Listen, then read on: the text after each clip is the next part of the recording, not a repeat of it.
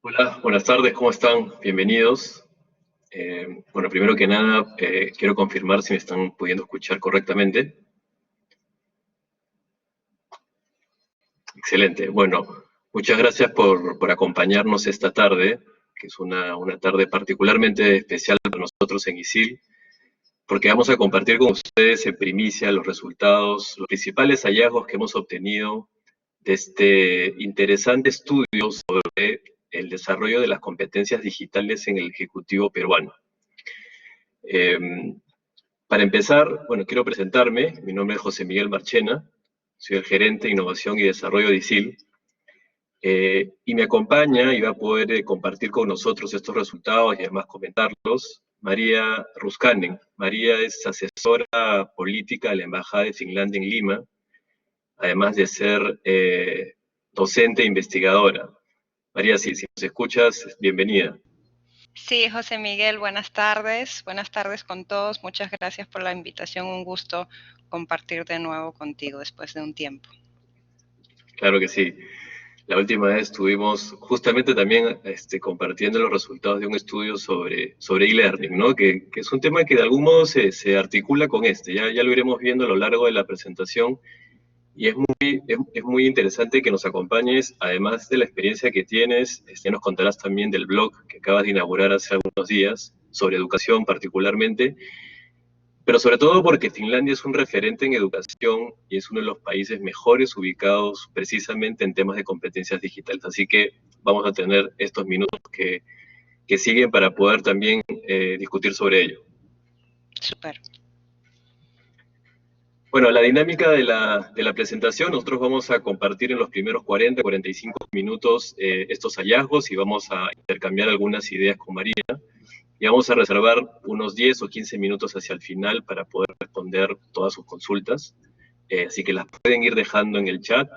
Parte del equipo de innovación y desarrollo de ISIL está atento allí para poder consolidarlas y hacérnoslas llegar en la parte final de esta conversación. Bueno, empecemos. Algunos datos técnicos que creo que siempre es útil mencionarlos. Hemos entrevistado a 532 ejecutivos de las principales empresas del Perú, ejecutivos de todos los niveles. El trabajo de campo de este estudio ocurrió hace muy poco, entre el 16 y el 25 de junio, y la técnica utilizada, obviamente por cuestiones obvias, ha sido encuestas online autoaplicadas, que por cierto es una metodología que está dándonos resultados muy interesantes en términos de convocatoria. En cuanto a tipo de empresas, rubros, nivel educativo, los participantes, la verdad es que tenemos una muestra bastante representativa de lo que es la población económicamente activa en el país, ¿no? Y también en tamaño de la empresa medido por cantidad de colaboradores y el tipo de cargo, ¿no? Entendemos que estas opiniones pueden variar en la medida que las personas ocupen cargos distintos, así que nos parecía interesante también recoger esa hables. Ok, bueno, vamos a lo nuestro. He querido empezar con esta frase, que es una frase muy reciente. Hace un par de días en una entrevista, la presidenta de Microsoft en España, Pilar López, entre otras cosas, dejaba esta reflexión que me pareció interesante como punto de partida esta tarde. La economía post-COVID generará muchos empleos tecnológicos, pero también se incrementará la brecha de las habilidades digitales, ¿no? Suena paradójico, ¿no? En un contexto en donde todos estamos muy preocupados en algunos casos, por la pérdida del empleo o por la posibilidad de que no haya una generación de empleo importante en los siguientes meses o años, al mismo tiempo existe una expectativa concreta de las grandes empresas de tecnología, pero en realidad de las empresas en general, de crear nuevas posiciones que demandarán competencias específicas digitales que no necesariamente estarían cubiertas. Parte de esta reflexión de Pilar soltó un dato interesante, que es de España, pero creo que sirve muy bien como referente. Ella decía que el 46% de las medianas o grandes empresas españolas ya estaban mostrando dificultades para poder encontrar talento que incluya competencias digital en un nivel de desarrollo óptimo. Esta es una situación paradójica, María, ¿no? Por un lado, un contexto complejo, ¿no? Para la economía en general y para el empleo, sin dudas, pero por otro lado, oportunidades que se presentarán para gente que esté preparada.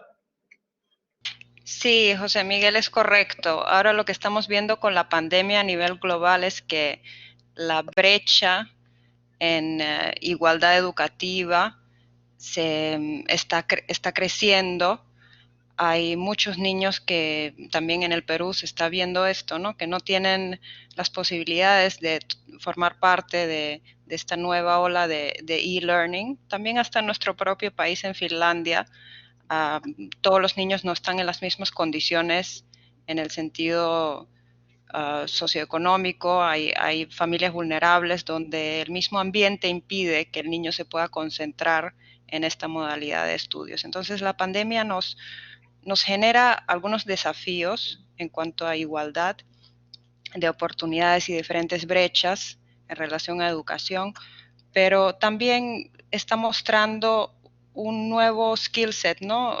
Que tenemos que asumir, que yo creo que todos estamos asumiendo hoy en día en este nuevo mundo para nosotros de teletrabajo. No creo que muchos de nosotros hayamos hecho teletrabajo, por lo menos en el Perú. En Finlandia sí ha sido un poco más común en los últimos años.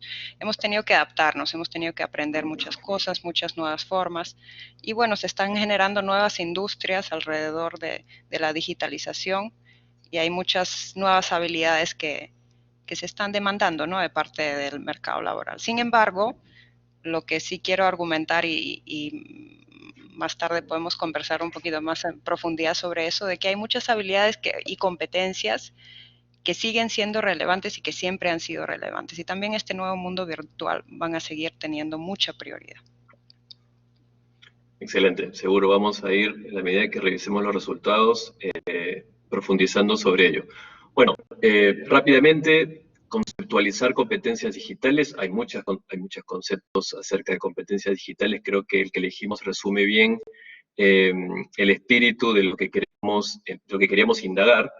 Y es importante anotar aquí que tomamos como referencia el marco de la Unión Europea, ¿no? El marco de la Unión Europea que redactó desde el año 2013 un documento bastante explícito, bastante detallado, que es un framework que permite entender cuáles son esas 5 competencias digitales que hacen mejor un ciudadano, ¿no? Más allá del ámbito laboral, hacen referencia a un ciudadano, y por eso nos pareció interesante considerar estas y no otras, ¿no? Aunque la verdad hay mucha coincidencia en que estas serían las 5 más importantes. ¿Cuál es el impacto de cada una de ellas? Tenemos una que trata de información y tratamiento de datos, ¿no? Búsqueda, análisis, confiabilidad, validez y credibilidad. Comunicación y colaboración, ¿no? Utilizando herramientas digitales o en la nube que te permitan cumplir con esto que hoy se llama con tanta frecuencia trabajo colaborativo. Creación de contenido digital, desde herramientas básicas hasta más sofisticadas, incluso llegando a lenguajes de programación. Ahora vamos a ver esos niveles y cómo los ejecutivos se ubican en estos niveles. Seguridad digital, un tema muy importante y lo vamos a ver a lo largo del estudio, ¿sí? Para la protección de datos, propiedad intelectual, seguridad en los dispositivos, etcétera, y resolución de pruebas. Es interesante, y el mismo foro de la Comunidad Europea lo comenta y lo precisa, es que las 3 primeras son competencias que podrían ser desarrolladas en actividades específicas, ¿no? Que sin embargo las últimas 2, ¿no? A pesar de que podrían ser en las que hemos encontrado el resultado todavía bastante más básico y elemental en su logro, son más bien más transversales, ¿no? Y que acompañan las labores de un ejecutivo, una persona que trabaja o de un ciudadano prácticamente en su día a día, o lo deberían hacer. Ok, vamos a dividir esta presentación en tres momentos, y creo que esto es lo interesante de cómo hemos planteado la investigación. Vamos a partir con la opinión de los ejecutivos. Lo que vamos a encontrar en las siguientes diapositivas y lo que vamos a discutir es sobre la opinión que dan los ejecutivos sobre sus propias competencias digitales. Es un ejercicio de autodiagnóstico. Luego vamos a contrastar esas opiniones con la opinión de ejecutivos de recursos humanos. Esta muestra que les contaba al inicio incluyó ejecutivos de recursos humanos, con lo cual vamos a poder advertir cuáles podrían ser esas diferencias y cuáles podrían haber, en qué competencias podrían haber los gaps más representativos. Y finalmente, algo que nos parece interesante compartirlo también, es que le hemos aplicado la misma evaluación a egresados de ISIL de los últimos 2 años, ¿no? Así que vamos a tener 3 miradas bien interesantes para compartir en los siguientes minutos. Bueno, vamos de lleno, María, a los resultados.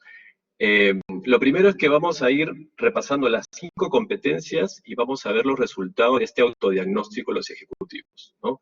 Cuando hablamos de información y tratamiento de datos, esta es probablemente la competencia en donde el mayor porcentaje de los ejecutivos entrevistados se siente cómodo ubicándose en el nivel intermedio, ¿no?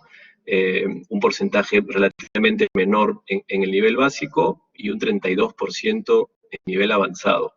¿Qué comentario te puede sugerir este resultado en una competencia que a priori parecería que es bastante más frecuente y natural de lo que aparentemente parece con estos índices, ¿no? Sí, yo creo que esto tal vez es un concepto que es bastante difícil conceptualizar en su totalidad, ¿no? ¿Qué es realmente, qué significa ser alfabeto en relación a la información y los datos digitales? Entonces, si pensamos de forma amplia, en realidad se refiere a una capacidad de pensar de forma crítica y emitir opiniones razonadas sobre cualquier información que encontramos y utilizamos. Y también se refiere a la capacidad de leer, trabajar, analizar y discutir con los datos. Entonces, si pensamos que hoy en día en el mundo, especialmente en los últimos 2 años, que ya estamos viviendo en un mundo donde el Internet de las cosas es una realidad, estamos viviendo en realidad en un mundo donde más del 90% de todos los datos que existen se han generado, digamos, en el último año, en los últimos 2 años. Entonces, la cantidad de datos, de cómo se reproducen a nivel diario, es impresionante. Y saber gestionar esto, saber manejar esto, saber mantener una posición crítica frente a toda la información, los datos y la desinformación que enfrentamos como profesionales y ejecutivos es una tarea ardua, ¿no? Como dicen en español. Sí, de acuerdo. Sobre todo y además considerando que siempre estamos, digamos, expuestos a por un lado, a poder reconocer fuentes fidedignas de información. Cada vez es más difícil hacer ese trabajo de curaduría de la información con la que nos podemos encontrar en redes. Y por otro lado, traigo a colación lo que comentamos más temprano sobre esta sesgo que el algoritmo por defecto nos provoca, ¿no? Este seguir dando vueltas sobre información que es afín con mis búsquedas anteriores, ¿no? Dejando por fuera un universo de información gigantesco que aparentemente uno podría incluso llegar a no ver nunca, ¿no? Claro, ese es un tema súper interesante. O sea, si empezamos con el hecho de que los mismos datos nos pueden decir muchas cosas dependiendo cómo decidimos interpretarlos. O sea, si nos queremos enfocar en un lado o en el otro lado de los datos, cómo lo queremos enmarcar, si queremos hacer una comparación, con quién comparamos, todo esto va a afectar el resultado de esa lectura de esos datos. Entonces, eso es importante en primer lugar tener claro. En segundo lugar, lo que acabas de comentar de las burbujas informativas. Entonces, generar más conciencia en la población, en los niños, en los jóvenes, en los recién egresados, de que los algoritmos están generando un sesgo en el sentido de que las búsquedas que hacemos empiezan a limitar, empiezan a adivinar, ya generan un perfil de nosotros como usuarios de medios digitales y empiezan a limitar los resultados que salen, las cosas que nos ofrecen y de repente tal vez ya se han dado cuenta que por haber buscado sobre algún tema en particular, todo su feed se empieza a llenar sobre ese tema. Entonces ya hay una capacidad de generar casi un perfil psicológico, ideológico de nosotros y ofrecernos contenidos que están alineados con ese perfil. Y eso es muy preocupante y por eso siempre la diversidad es sumamente importante. Y a mí me gusta hablar mucho, por ejemplo, de la diversidad en los directorios. El hecho de que siempre elijamos a los directorios a personas muy diferentes, con diferentes vistas sobre las cosas, experiencias, eso nos va a ayudar a luchar contra estas burbujas informativas, por ejemplo, en nuestras decisiones. Excelente. Bueno, cuando pasamos ya a otra competencia, comunicación y colaboración, ya nos encontramos con resultados, digamos, un poquito más optimistas, digamos, en cuanto al autodiagnóstico. Un 45% de los entrevistados se sintió cómodo situándose en el nivel avanzado. Seguramente hay una influencia notoria, y lo vamos a ver también más adelante, de los últimos meses, ¿no? Los últimos meses, si no tenías algunas potencial o skills relativos a comunicación y colaboración, los has tenido que incorporar con velocidad, porque el contexto nos ha conducido a ello, ¿no? Así que vamos a ir viendo también esto después, cómo se contrasta con la opinión de recursos humanos. Creación de contenido digital. Aquí sí les confieso que en el equipo cuando revisamos estos resultados, y lo hicimos varias veces para estar seguros que no era un error de cálculo, nos resultó bien llamativo, ¿no? Un 56% de los entrevistados se colocan en el nivel básico, ¿no? Solo 6% de estos ejecutivos se sintieron capaces de marcar el nivel avanzado, ¿no? De responder a las preguntas que arrojaban un score avanzado. Tal vez el hecho de que el nivel avanzado de la creación de contenidos implique algunos lenguajes de programación eh, haya hecho que este fenómeno ocurra, ¿no? Lo cierto es que la programación como tal, en algunos países de Europa incluso, ya empieza a ser una competencia elemental, ¿no? Que se enseña en los colegios, María. ¿Esto pasa en Finlandia, por ejemplo? Sí, sí, José Miguel. En Finlandia, la verdad que el nuevo currículo que tenemos ya desde el 2016 ya plantea codificación desde la educación primaria.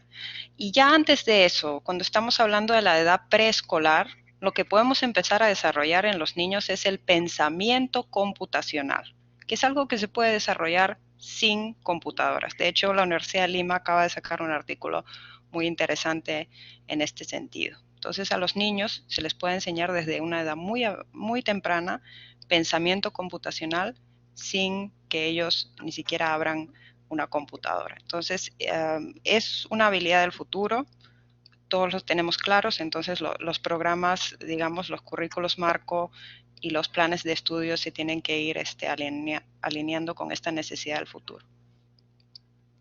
De acuerdo.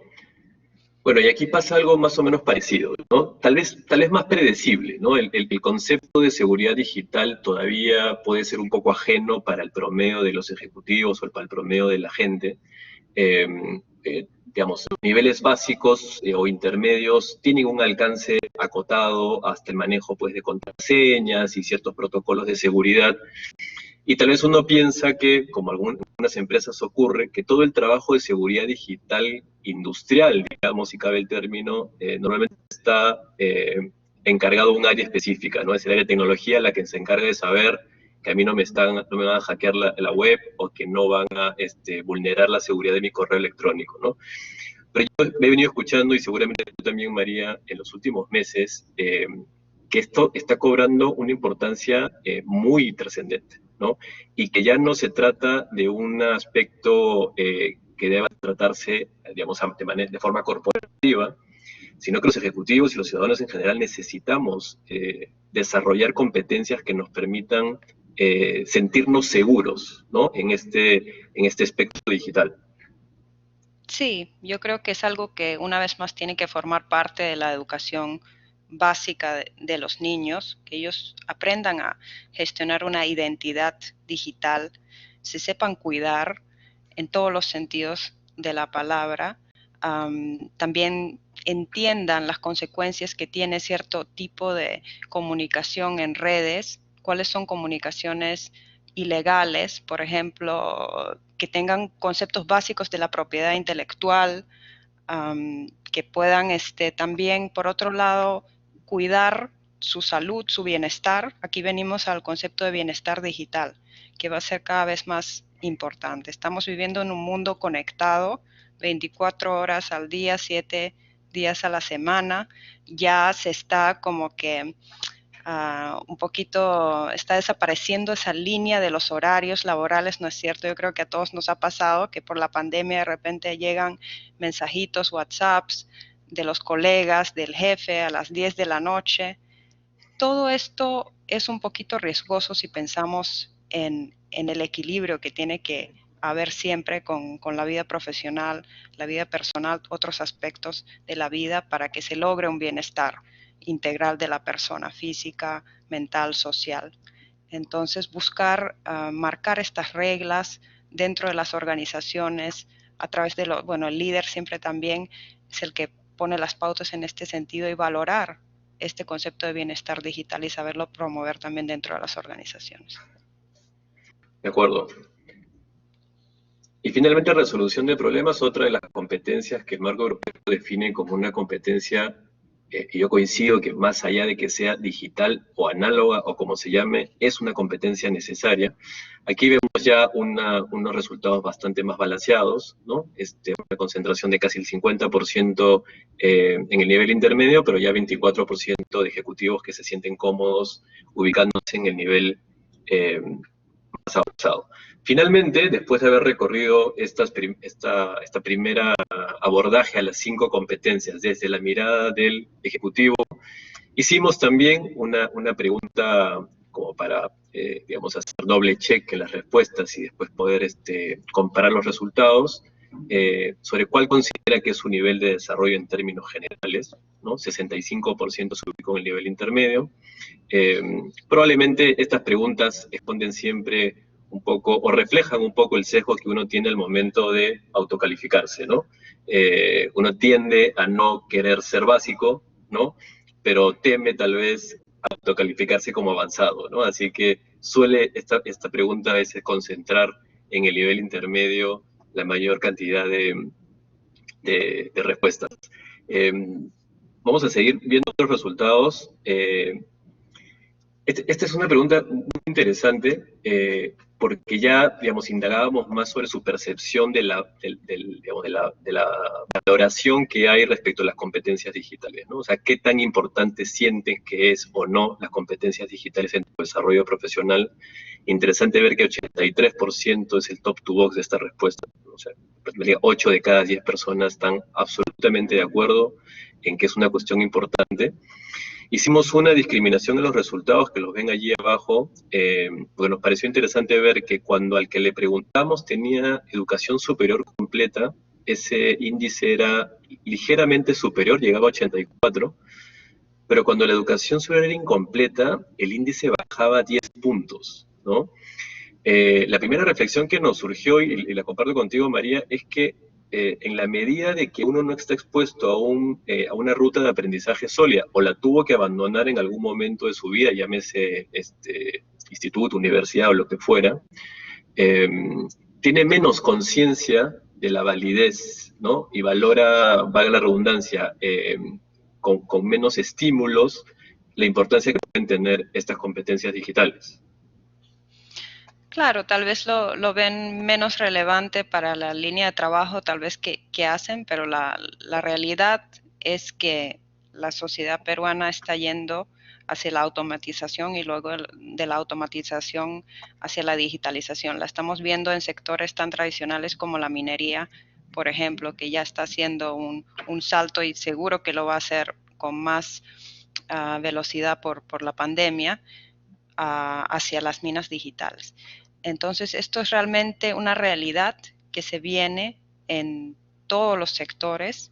Es necesario actualizarnos como profesionales y por otro lado, desde el punto de vista de ciudadanía y participación en la sociedad, no solamente desde el punto de vista de poder seguir estudiando y aprendiendo de forma flexible o poder trabajar con mayor flexibilidad en el futuro, pero también desde el punto de vista de participar en la sociedad, porque competencia digital en realidad no es solo saber usar herramientas digitales, sino es saber procesar mucha información. Esta ola, este tsunami de información que nos enfrenta diariamente, que enfrentamos diariamente, saberla procesar, saberla filtrar de forma crítica y finalmente saber ejercer influencia, saber cómo tener influencia en este mundo tan complejo, donde tenemos que luchar realmente para hacernos escuchar. Hay mucho estímulo, hay muchos mensajes. Si tenemos algo importante que hacer, que decir, es igualmente importante saber comunicarlo de la forma adecuada, usando los medios digitales adecuados para lograr que ese mensaje realmente penetre en la sociedad y tenga algún impacto. Entonces, como profesionales, nos toca abordar esta competencia, digamos, de una forma integral, como comunicación efectiva, como pensamiento crítico y finalmente como manejo de estas nuevas herramientas. Excelente. Luego, cuando preguntamos sobre temas de capacitación, ¿no? 45%, aquí le planteamos varios caminos, ¿no? Si se capacitaba solo, si la empresa lo capacitaba, si hacía ambas cosas, etcétera. Y 45% de las respuestas fueron orientadas al autoaprendizaje, ¿no? Es decir, o en todo caso, al esfuerzo individual por conseguir capacitación acerca de competencias digitales. No es un dato menor, lo vamos a luego revisar un poco con lo que dicen los ejecutivos de recursos humanos, pero aquí podrían estar pasando dos cosas, ¿no? O son ejecutivos que en sus organizaciones no están encontrando digamos, una propuesta o un plan de capacitación que se adecue a lo que ellos consideran que les es útil, o incluso, y mejor aún, personas que están complementando en adición a lo que ya la empresa puede darles como capacitación, recursos adicionales por su cuenta, ¿no? En ambos casos creo que estamos en una situación interesante porque más allá de los resultados que podrían ser obviamente, digamos, en términos generales en el Perú, en esta primera parte de la presentación ya hemos visto que hay unas brechas notables. Aparentemente sí hay un interés por ir cerrándolas de forma individual, incluso en varios de los casos, ¿no? Sí, yo creo que justo el uso de herramientas digitales se presta perfectamente para aprendizaje autónomo. Yo misma me he estado capacitando mucho a través de tutoriales, a través de microlearning, que desde mi punto de vista no son formas tan efectivas para enseñar, por ejemplo, pensamiento crítico. Creo que hay otras formas o resiliencia o creatividad, pero para el uso de herramientas digitales es la forma es una forma muy adecuada y creo que por eso los ejecutivos se sienten muy cómodos aprendiendo de forma autónoma todos estos skills, ¿no? Sí, de acuerdo. 65% de los ejecutivos sienten o han percibido que esta emergencia sanitaria ha influido en el desarrollo de sus competencias digitales, y esto un poco confirma lo que hemos venido hablando, un contexto que ha desafiado nuestros talentos y que nos ha exigido un nivel de rendimiento superior, a veces incluso sobreexigido, ¿no? Si cabe el término, pero es positivo al final del día. Pero es interesante cuando esa misma pregunta la discriminamos por sectores, ¿no? Porque esa sensación de haber tenido una aceleración ha sido más notable en el sector público, ¿no? El sector público es un aparato que claramente tiene serias deficiencias. De hecho, se han hecho algunos avances interesantes, pero esta respuesta y este índice 71% en esta pregunta nos confirman pues que la percepción de aceleración fue más notable allí, probablemente porque el punto de partida era bastante más rezagado también, ¿no? Y no es un Sí, tema menor, María, perdón que te interrumpa, ya hay, digamos, así como hablamos de ciudadanos orientados a la digitalización, países orientados a la digitalización, ¿no? Y hay sí. varios casos de éxito de países que incluso han podido absorber de mejor manera el impacto de la crisis de los últimos meses por encontrarse más digitalizados, ¿no? Estonia, por ejemplo, es un caso del que leí hace poco, ¿no? Sí, No sé si en Finlandia pasa un poco lo mismo, ¿no? sí, Estonia está muy avanzado. Ellos tienen esta ventaja de que han podido como que saltar toda una fase en la historia y han podido saltar directamente a la vanguardia, ¿no? De la digitalización. Estaban un poco atrasados por todo el régimen de la Unión Soviética, pero de ahí pudieron ya al momento de independizarse, pudieron hacer este salto cuántico y les ha ido muy bien. Aquí algo que me gustaría resaltar es las oportunidades que da la digitalización para un mejor gobierno, una mejor gestión. Hay muchos estudios que dan resultados sumamente positivos, por ejemplo, en esfuerzos de bajar la corrupción, niveles de corrupción. Porque la digitalización, obviamente, nos da la posibilidad de que todo queda documentado, hay huella de todo, es muy fácil traquear diferentes pasos de gestión, decisiones que se han tomado, todo se vuelve más transparente. Entonces, en este sentido también me gusta siempre resaltar en los países que manifiestan que están luchando contra la corrupción, la digitalización también puede ayudar en estos esfuerzos. Excelente. Bueno, siguiendo con los resultados, 72%, 72% de los ejecutivos entrevistados considera que la actual coyuntura tenía un elevado impacto en la transformación digital de las organizaciones. Y ese es un resultado que podría ser más o menos predecible. Yo creo que hay que ser cuidadoso con eso de los procesos acelerados, ¿no? O la aceleración en la que hemos sufrido estos últimos meses, porque creo que una aceleración puede ser muy positiva si estás preparado, pero puede ser un despropósito si te encuentra desarmado, digamos, ¿no? Entonces yo creo que esta aceleración ha sido positiva y más positiva aún para las empresas que ya habían tomado alguna ventaja en los últimos años, ¿no? Porque a veces podría parecer que estamos normalizando el hecho de ser reactivos, ¿no? Cuando hay crisis hay que mostrar que somos capaces. Y creo que en realidad eso debería ser algo más permanente. Sí, bueno, yo creo que un sector que se vio totalmente sorprendido por todo esto ha sido el sector educativo y han tenido que ir aprendiendo realmente en la marcha y han habido seguramente muchos errores también, pero felizmente se aprende de los errores y cuando hay buena voluntad, en este caso de toda la comunidad educativa, se puede hacer avances rápidos y yo creo que, bueno, por el feedback que estoy escuchando, han habido muchos desarrollos interesantes e innovaciones en este campo. Entonces, a veces las circunstancias, la presión externa nos obliga a acelerar nuestros procesos de innovación. Exacto, exacto, sí, tal cual. Y la educación es un ejemplo muy referencial. A nosotros nos pasó encontrarnos ya en un proceso maduro de transformación digital. Entonces sí hemos sentido que este ha sido más bien un impulso y hemos avanzado 2 años en 3 meses, ¿no? Sí. En cuanto a la relación con los alumnos, su percepción respecto a la calidad del aprendizaje en línea, etcétera, ¿no? Eh, bueno, acá se repite un poco la misma sensación respecto al tema, del sector público, ¿no? Yo quería cerrar la parte de los ejecutivos y pasar ya a recursos humanos con una reflexión, trayendo a colación algo que mencionabas antes, cuando hablamos un poco de la formación. Por ahí leí, vamos a ver las preguntas al final, pero por ahí también leí un comentario, pregunta, que hacía alusión a algo que me parece que es un paradigma, o por lo menos un prejuicio, ¿no? Que respecto de que la gente más adulta tiene menos familiaridad con las competencias digitales y que los más niños, por defecto, sí las tendrían que tener, ¿no?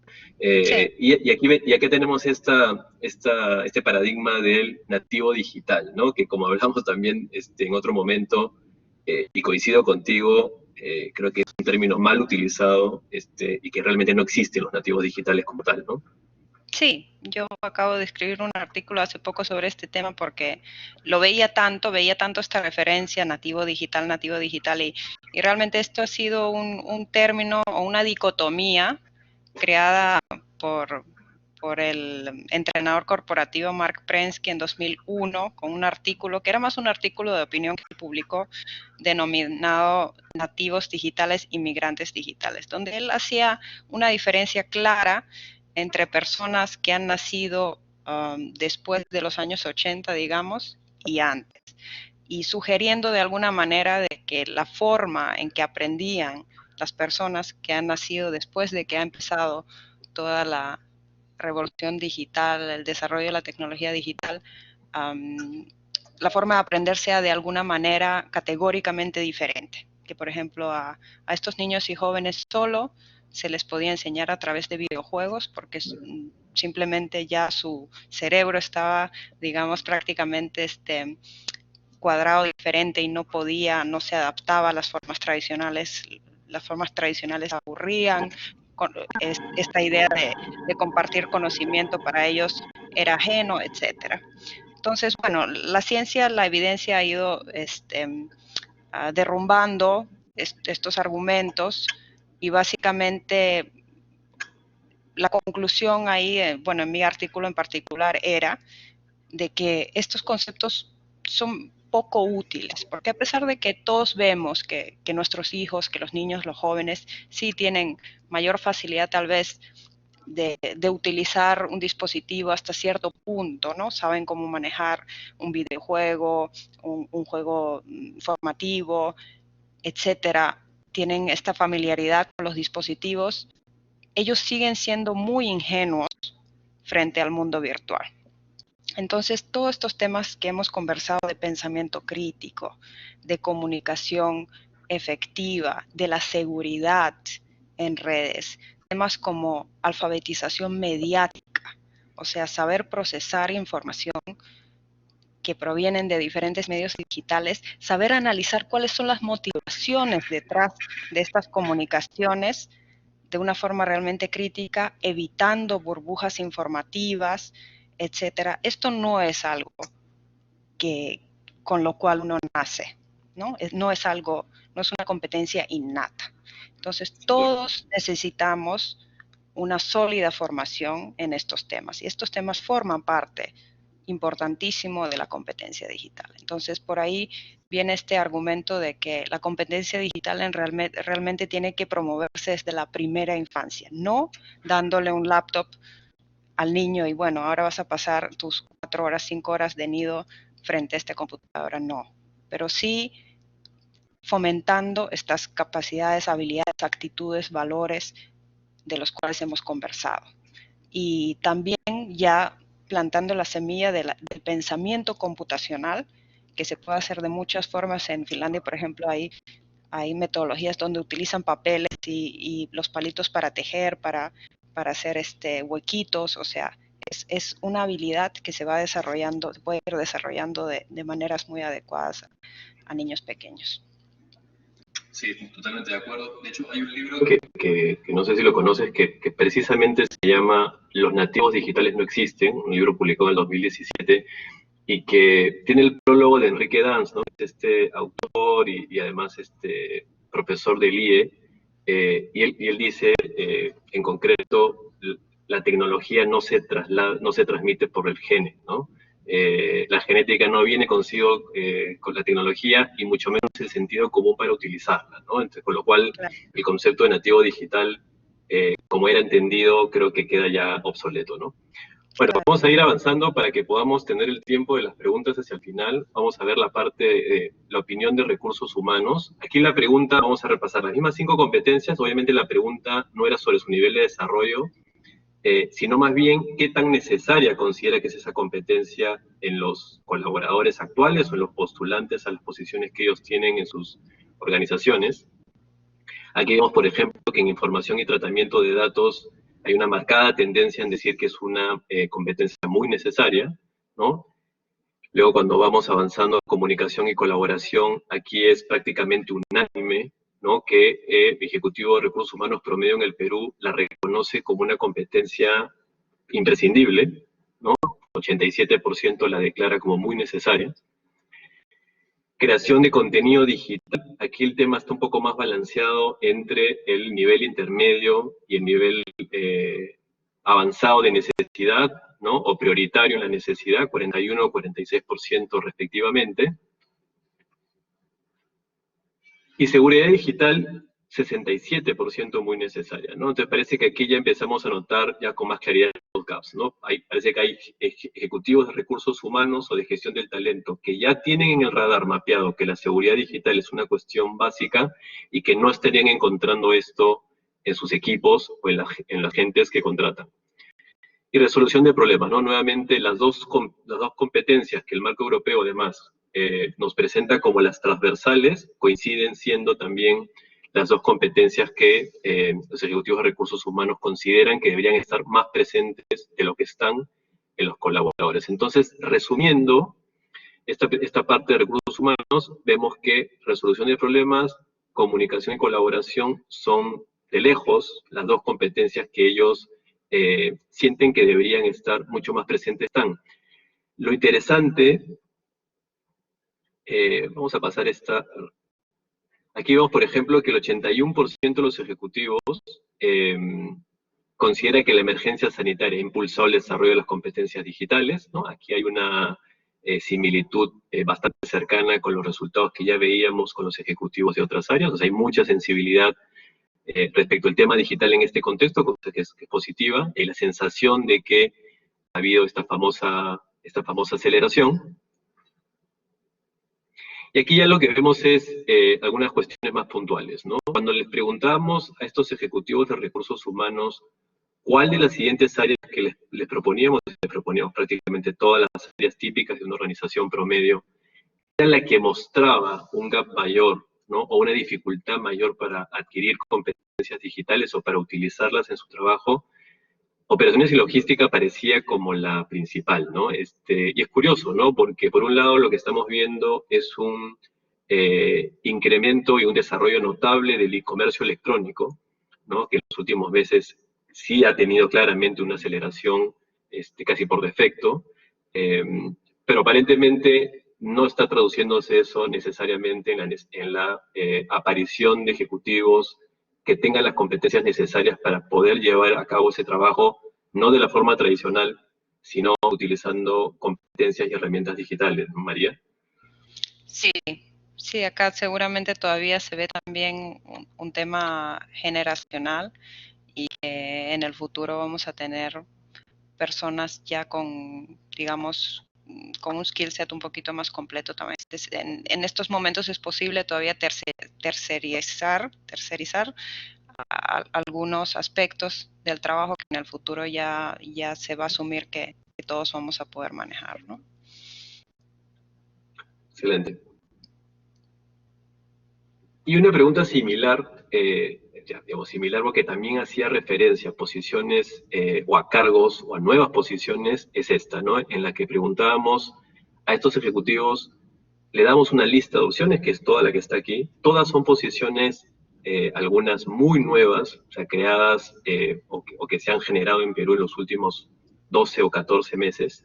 Y le preguntamos si incluso en este contexto, en los siguientes 6 meses, qué tipo de, o cuál de estas posiciones tenía previsto contratar, ¿no?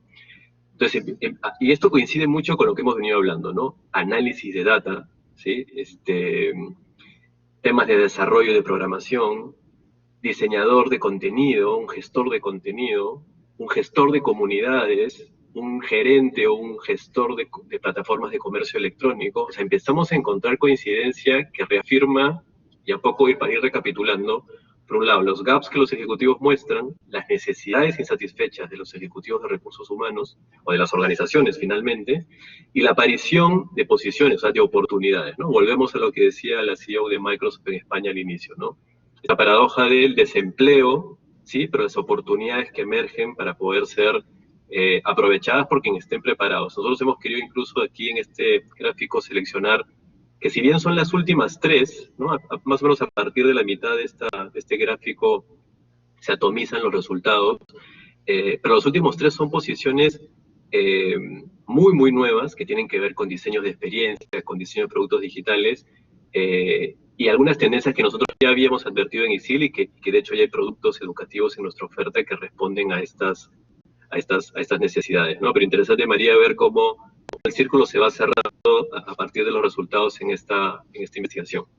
Sí, lo interesante de estas carreras es que son carreras relativamente cortas, ¿no? Y que permiten ingresar a un mercado laboral bien pagado rápidamente. Entonces aquí los institutos definitivamente tienen una oportunidad de perfilarse a través de estas carreras y es algo que, por ejemplo, está haciendo Laboratoria, uno de los emprendimientos sociales más exitosos a nivel de Latinoamérica, que está cerrando una brecha enorme en cuanto a mujeres en tecnología. Se está tomando estos grupos vulnerables de mujeres de bajos recursos, muchas veces en condición vulnerable, pueden ser madres solteras, por ejemplo, que no tienen posibilidad de trabajar fuera de su hogar y los capacita en cursos muy cortos. Si mal no me acuerdo, es un curso de 3, 4 meses que ellas realizan intensa con estas mujeres y al final también los ayuda a colocarse, las ayuda a colocarse en el mercado laboral y logran tener un trabajo bien pagado con una formación relativamente corta. Entonces, si pensamos el contexto latinoamericano y si pensamos en el futuro después de esta pandemia y cómo reinventarnos y reincorporarnos rápidamente a un mercado laboral, estas carreras son sumamente atractivas, ¿no? Para muchos.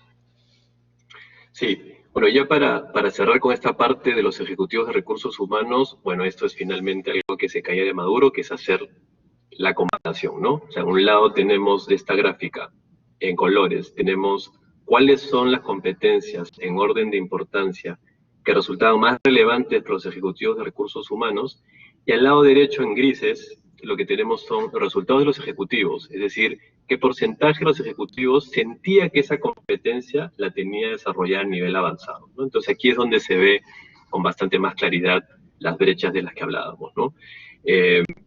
Temas como resolución de problemas, que es la segunda competencia más requerida por recursos humanos, apenas 24% de los ejecutivos se consideraron allí en el nivel avanzado, y con seguridad digital aparece nuevamente un resultado similar, ¿no? Queda clara la situación, estos datos creo que enmarcan muy bien el escenario, y la tarea pendiente es cerrar esas brechas, ¿no? Y luego vamos a concluir hacia el final de la presentación sobre cuáles podrían ser esos caminos que podemos tomar para cerrarlas.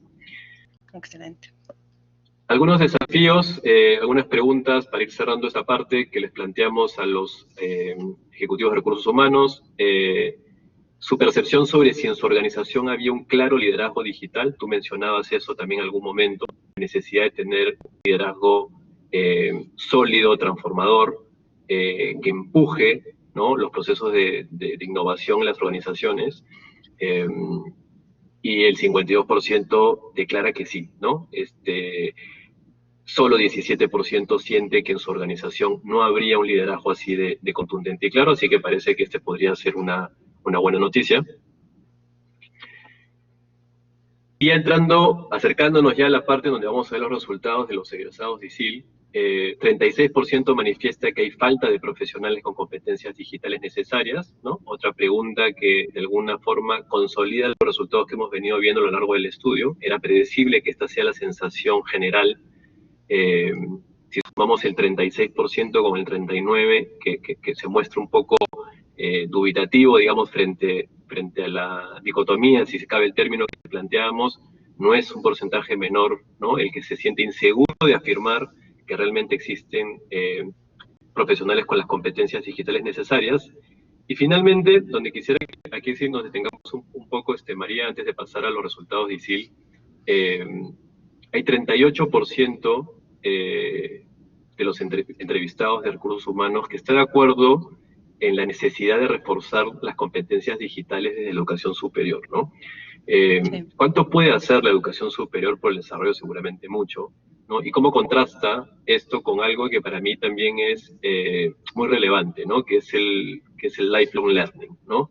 Que es dejar de pensar la educación como ese ciclo en tu vida que tiene un inicio y un fin, y que sea una actividad que te acompañe de manera permanente, ininterrumpida.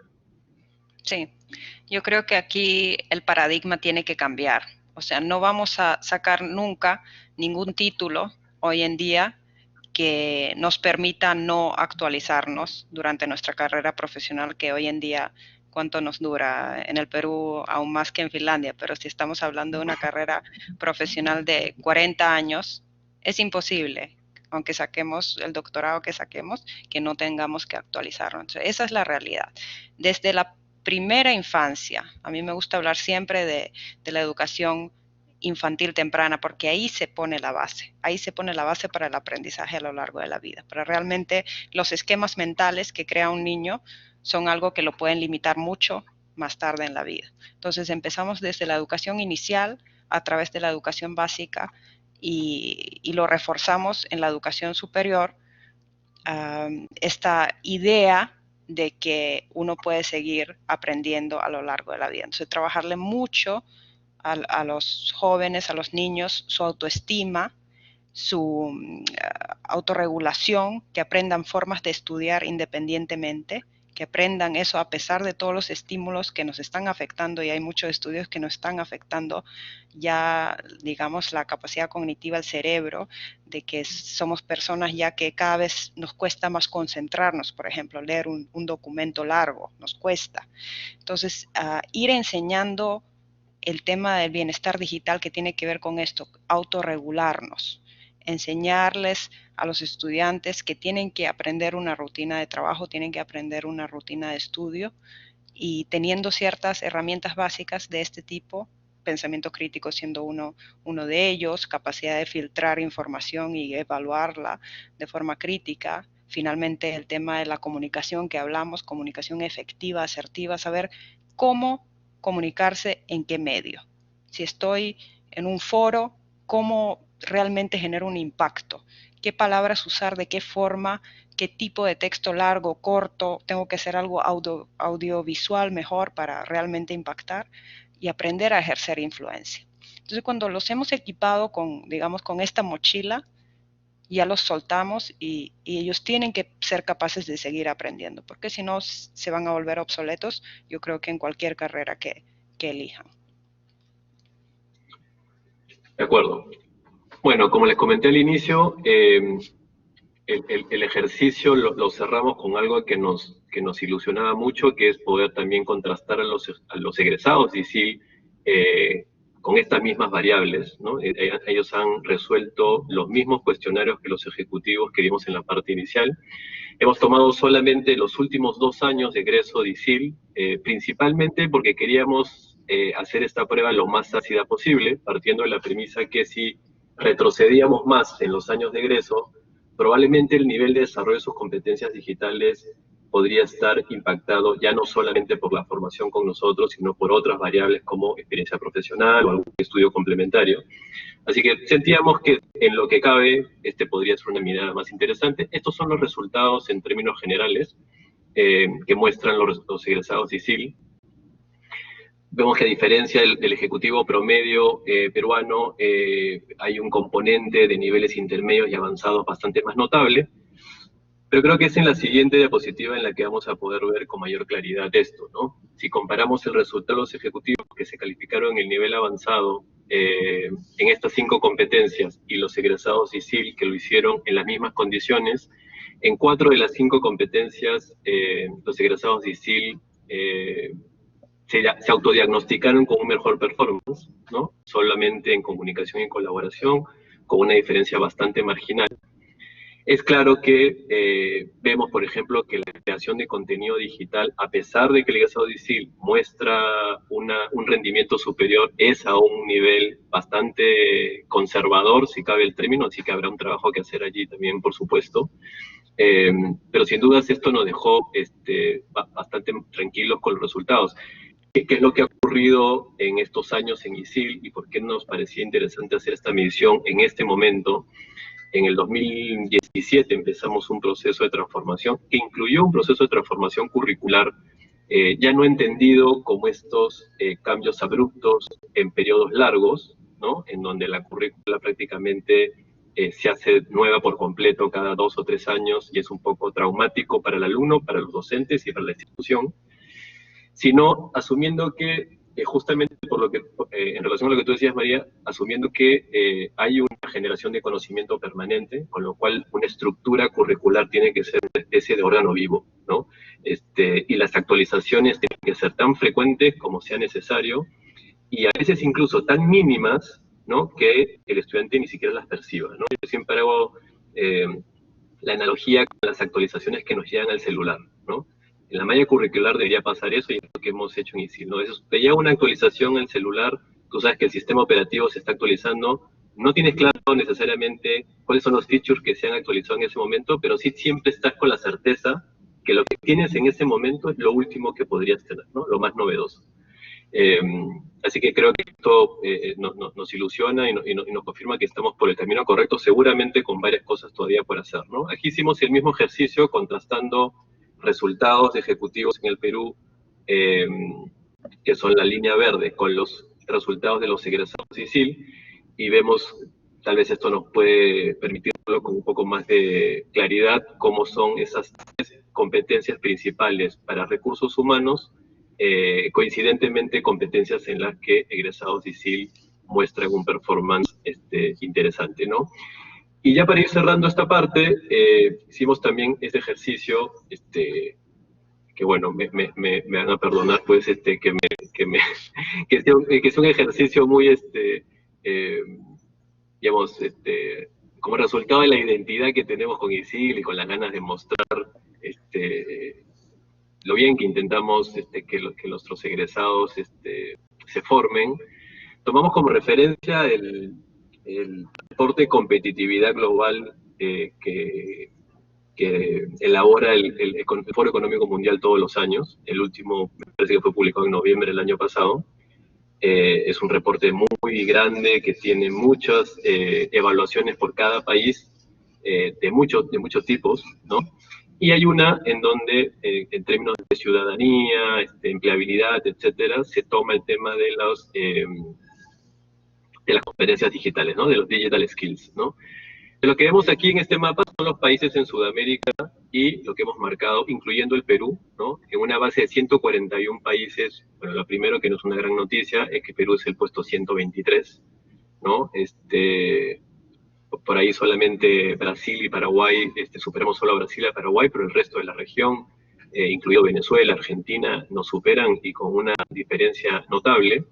Eh, Así que claramente hay mucho trabajo por hacer. Hicimos el ejercicio de extrapolar las variables de ese estudio con los que han resultado en el nuestro, y haciendo ese juego un poco caprichoso, esto nos arroja que si ISIL fuera un país, estaría en el puesto 37, ¿no?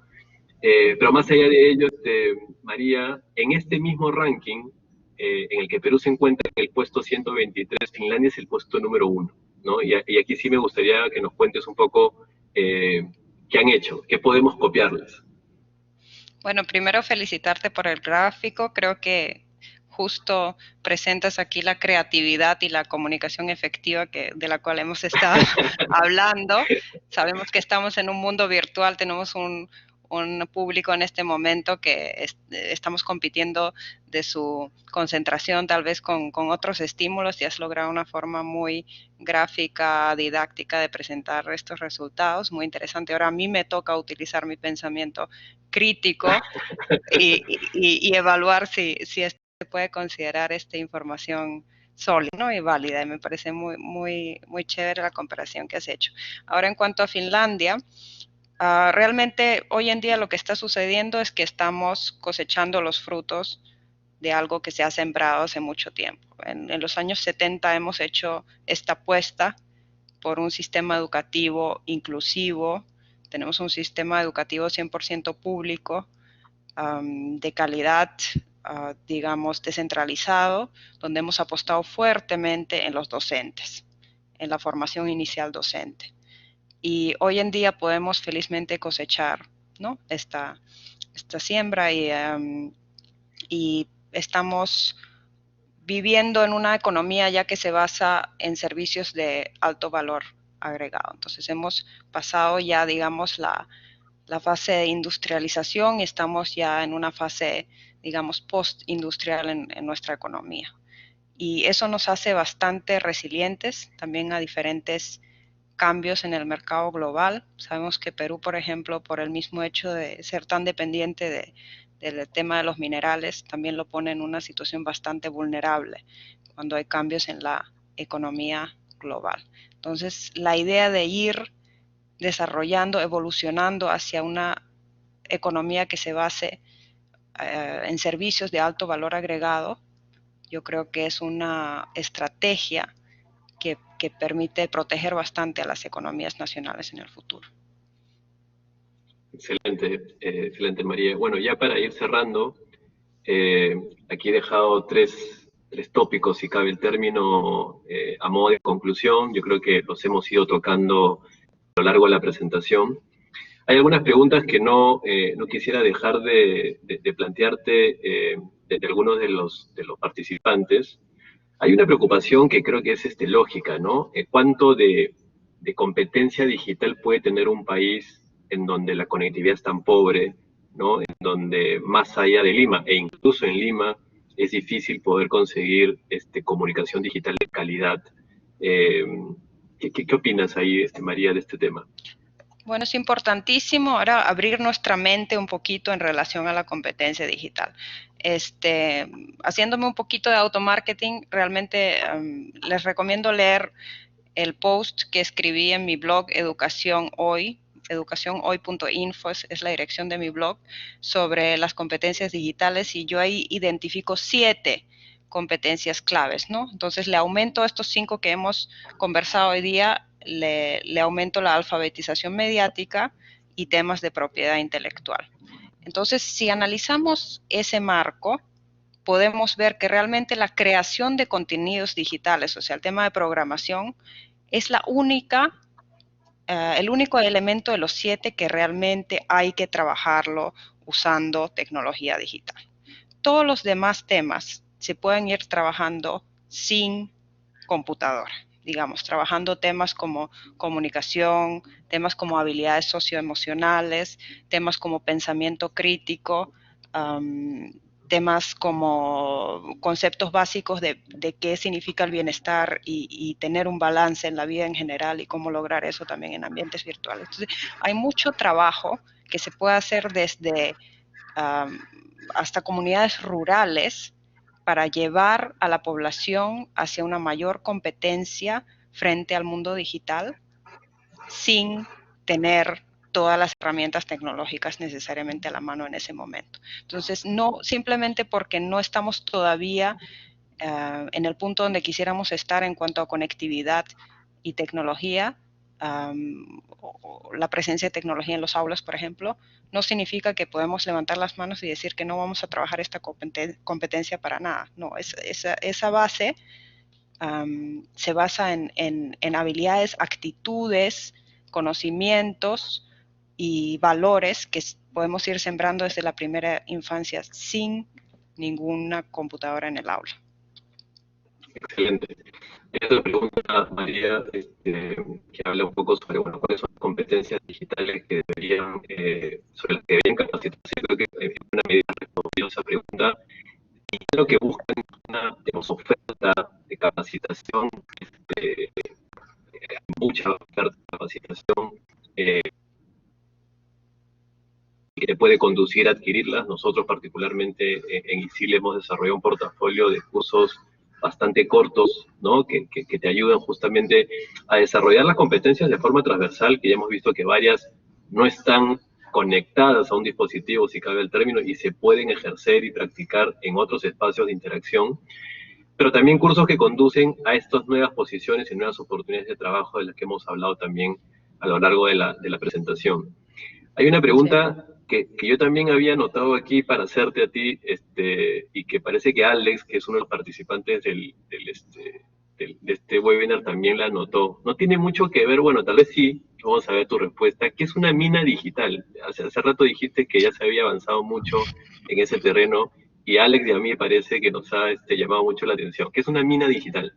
Sí, es básicamente traer la tecnología 5G al sector minería. Entonces, hacer que las diferentes máquinas, la diferente tecnología que se utiliza dentro de la mina se comunique entre sí, lograr finalmente, bueno, la primera etapa siempre en el desarrollo de las minas es la mecanización, ¿no es cierto? Bueno, esto sería ya de ahí la siguiente etapa, la automatización.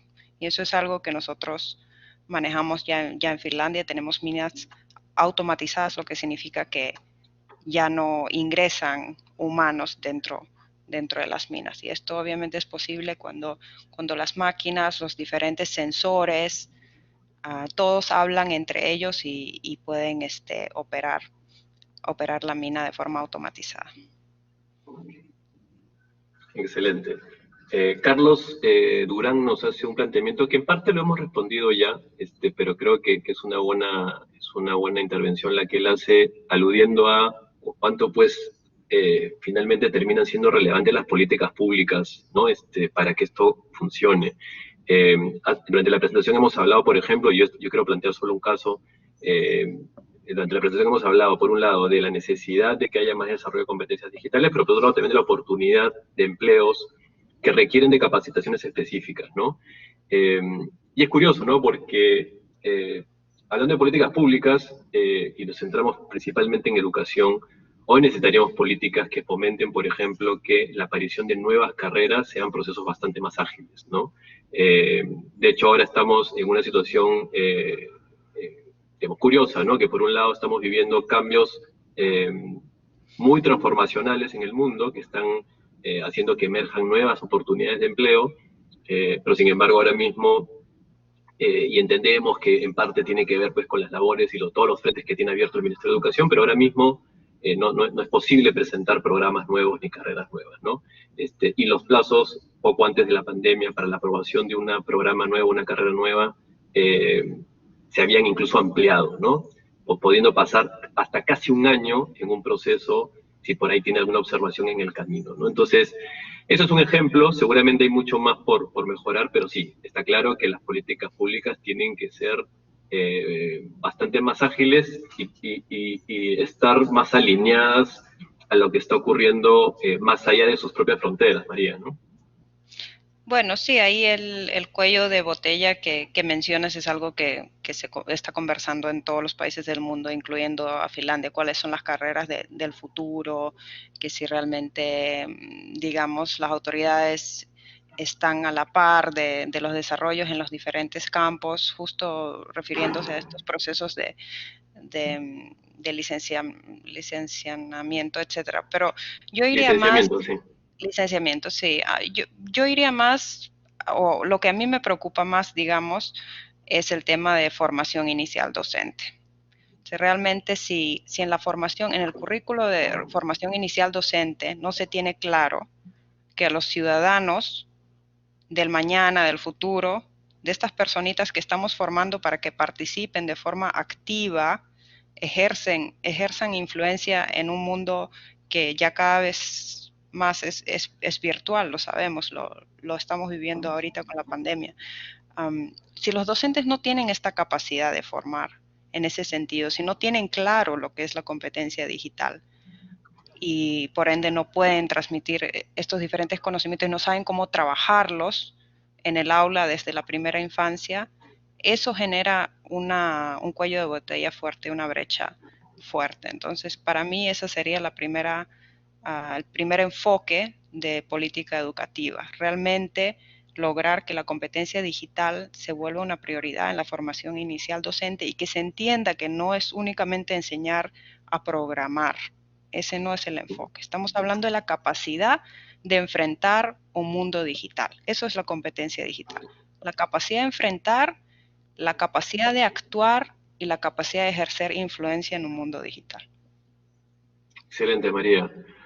Bueno, nada, muchas gracias a todos los participantes, esas más, me parece haber visto en algún momento 130, 140 personas que nos han acompañado en estos minutos. Nos hemos excedido un poquito del tiempo, pero creo que la permanencia de la mayoría de los participantes nos confirma de que el interés estaba intacto. Bueno, invitarlos a descargar el estudio en este sitio que tenemos dedicado precisamente a publicar de manera libre nuestras investigaciones, que ya son muchas, que tienen que ver con temas de aprendizaje en línea, transformación digital de la banca, soft skills, etcétera, y esta particularmente de competencias digitales. A las que he visto ahí preguntando acerca de nuestra oferta educativa, visitar el site isil.p y ahí pueden encontrar sobre nuestro portafolio de cursos, carreras, tanto de instituto, de escuela y de educación ejecutiva, que son las tres verticales que tenemos dentro de ISIL. Y María, agradecerte muchísimo por el tiempo. Tus aportes, tus comentarios han hecho que esta charla sea bastante más entretenida y útil. Así que te dejo el micrófono para que te puedas despedir de los participantes y para que también les cuentes dónde te pueden encontrar o seguir. Ay, muchas gracias, José Miguel, por esas palabras tan amables. Gracias. Sí, he dejado el link de mi blog educacionhoy.info ahí en el chat. Ahí he desarrollado ya el primer artículo bastante extenso sobre la competencia digital desde el punto de vista europeo, finlandés, y ahí voy a ir agregando información más específica sobre cada competencia, ¿no? Uno por uno, que yo los considero que hay 7 competencias importantes, y ahí vamos a ir profundizando en castellano. Yo sé que hay muchos blogs en inglés sobre estos temas, pero en castellano no hay tantos, entonces quise aportar un poquito en ese sentido. También trabajo en la UPC, en la Facultad de Educación, ahí me pueden ubicar, y si les interesa la educación finlandesa en particular, también trabajo en la Embajada de Finlandia, entonces en cualquiera de estos 3 medios me pueden ubicar. Excelente, María. Gracias y hasta una nueva oportunidad. Bueno, gracias a todos por su participación. Los invito a descargarse nuevamente el estudio y seguimos en contacto hasta una nueva oportunidad. Muchas gracias. Gracias.